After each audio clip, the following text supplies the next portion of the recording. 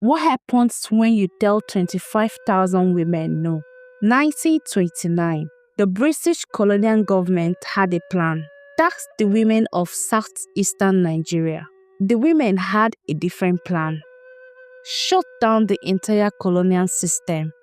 Their strategy: surrounded all government buildings, sat on corrupt chiefs and ancient pressure taxes, sang, chanted, refused to leave, coordinated across 50 plus towns.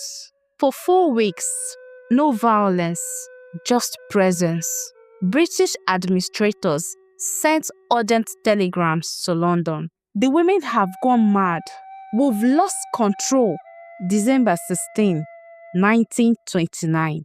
The British made a choice that would haunt them forever. What happened next is too brutal for 60 seconds video. Part 2 is on my YouTube channel.